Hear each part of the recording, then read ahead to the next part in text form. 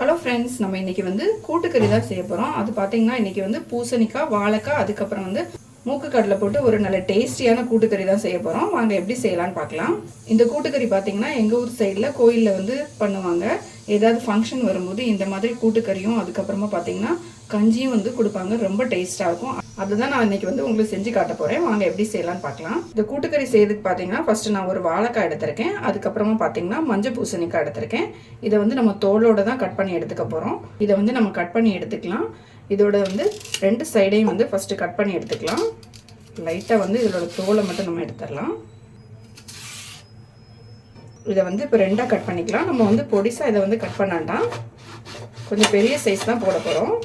இதையும் ரெண்டாக கட் பண்ணிவிட்டு கொஞ்சம் பெரிய பீஸாக இந்த மாதிரி கட் பண்ணிக்கலாம். இதை நம்ம குக்கரில் தான் வேக வைக்க போகிறோம். அதனால் கொஞ்சம் பெரிய பீஸாகவே கட் பண்ணிக்கலாம். வாழைக்காய் கட் பண்ணி எடுத்துட்டேன். இப்போ நம்ம மஞ்சள் பூசணிக்காயும் கட் பண்ணிக்கலாம். மஞ்சள் பூசணிக்காயும் நம்ம தோலோடே கட் பண்ணிக்கலாம். இதையும் பெரிய பீஸாகவே கட் பண்ணி எடுத்துக்கோங்க. பூசணிக்காய் எல்லாத்தையுமே நான் இந்த சைஸில் கட் பண்ணி எடுத்துக்கிட்டேன். அதே மாதிரி நம்ம வாழைக்காவும் கட் பண்ணி எடுத்துட்டோம். இதுக்கு வெள்ளை மூக்கடலையும் நான் ஊற வச்சுருந்தேன். அதையும் பார்த்தீங்கன்னா நான் ஒரு 4-5 விசில் விட்டு வேக வச்சு எடுத்து வச்சுட்டேன். இதே நமக்கு ரெடி ஆகிடுச்சு. இப்போ நம்ம இதே குக்கரில் இந்த பூசணிக்காயும் வாழைக்காவும் போட்டு வேக வச்சு எடுத்துடலாம். கடலை வெந்ததுனால அதை வேற ஒரு பாத்திரத்தில் இப்போ மாற்றி வச்சுக்கலாம். குக்கரில் நம்ம கட் பண்ணி வச்சுருந்த இந்த மஞ்சள் பூசணிக்காவையும் வாழைக்காவையும் போட்டுக்கலாம். இது வேகிறதுக்கு தேவையான தண்ணி ஊற்றிக்கலாம். இது கூடவே பார்த்தீங்கன்னா ஒரு 1/4 டீஸ்பூன் அளவுக்கு மிளகாத்தூள் எடுத்திருக்கேன். அதை நம்ம இது கூட போட்டுக்கலாம். ஒரு 1/4 டீஸ்பூன் அளவுக்கு மஞ்சள் தூள் சேர்த்துக்கலாம். கொஞ்சமாக உப்பு சேர்த்துக்கலாம். எல்லாத்தையும் நல்லா ஒரு வாட்டி மிக்ஸ் பண்ணிவிட்டு நம்ம குக்கரை மூடி போட்டுட்டு ஒரு விசில் விட்டால் போதும். ஏன்னா இந்த பூசணிக்காய் வாழைக்காய்லாம் சீக்கிரமாக வெந்துடும். அதனால் ஒரு விசில் விட்டு எடுத்தால் போதும். இப்போ நம்ம ஒரு விசில் வேக வச்சு எடுத்துக்கலாம். அதிகமான விசில் போடும்போது இது ரெண்டுமே குழஞ்சிடும். ஆனால் இது குழையக்கூடாது. நம்ம சாப்பிடும்போது கொஞ்சம் முழுசாகவே இருக்கணும். அப்போ தான் நல்லாயிருக்கும். விசில் வரதுக்குள்ளே நம்ம மசாலா ரெடி பண்ணிக்கலாம். இதில் என்னெல்லாம் சேர்த்துக்கணும் பார்த்தீங்கன்னா ஒரு 5-6 சின்ன வெங்காயம் எடுத்து வச்சுருக்கேன். அதை நம்ம கூட போட்டுக்கலாம். 2 பச்சை மிளகாய் சேர்த்துக்கலாம். 1/2 முடி அளவுக்கு தேங்காய் துருவி வச்சுருக்கேன். அதையும் நம்ம இது கூட போட்டுக்கலாம். 1/2 டீஸ்பூன் அளவுக்கு ஜீரகம் சேர்த்துக்கலாம். ஒரு 1/4 டீஸ்பூன் அளவுக்கு மஞ்சள் தூள் போட்டுக்கலாம்.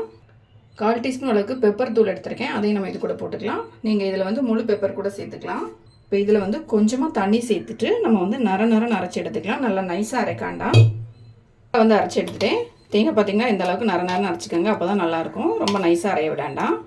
பூசணிக்காவும் வாழைக்காவும் நம்ம வேக வச்சுருந்தது நான் ஒரு விசில் வந்தோன்னே ஆஃப் பண்ணிட்டேன். இப்போ ப்ரெஷரும் இறங்கிச்சு. நம்ம ஓப்பன் பண்ணி பார்த்துடலாம். பூசணிக்காவும் வாழைக்காவும் நல்லா வெந்துடுச்சு. நம்ம ஒரு விசிலுக்கே பார்த்திங்கன்னா இது நல்லா வெந்துடுச்சு. நம்ம இந்த மசாலாலாம் சேர்க்கும்போது இது கரெக்டாகிடும். அதனால் இந்த அளவுக்கு வேக வச்சா போதும். இப்போ இதை நம்ம வேற ஒரு கடாயில் மாற்றிக்கலாம். நம்ம குக்கரில் வேக வச்சுருந்தேன் இந்த பூசணிக்காவையும் வாழைக்காவையும் நான் இப்போ கடாயில் போட்டுக்கிறேன். இது கூடவே நம்ம வேக வச்சுருந்தா இந்த கொண்டைக்கடலையும் சேர்த்துக்கலாம். நம்ம அரைச்சி வச்சுருந்த மசாலாவையும் போட்டுக்கலாம். கொஞ்சமாக இதில் தண்ணி சேர்த்துக்கலாம். நான் மிக்ஸி ஜார்லேயே கொஞ்சமாக தண்ணி சேர்த்துட்டு அதையும் இதில் ஊற்றிக்கிட்டேன். இப்போ தேவையான உப்பு சேர்த்துக்கலாம். நம்ம பூசணிக்காவும் வாழைக்காவும் பார்த்திங்கன்னா வேக வைக்கும்போது கொஞ்சமாக உப்பு சேர்த்துடணும். அதனால் உப்பு எந்த அளவுக்கு தேவையோ அந்தளவுக்கு சேர்த்துக்கலாம்.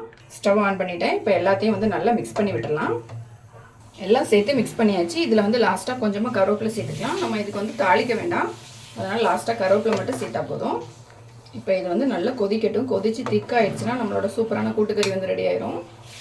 லைட்டாக கொதி வந்த பிறகு நம்ம உப்பு காரம்லாம் செக் பண்ணிக்கலாம். நல்லா கொதிக்க ஆரம்பிச்சிருச்சு. இந்த டைமில் நம்ம உப்பு காரம்லாம் செக் பண்ணிக்கலாம். இதில் உப்பு காரம் எல்லாமே கரெக்டாக இருக்குது. இப்போ இது நல்லா கொதித்து கொஞ்சம் கூட திக்காகட்டும்.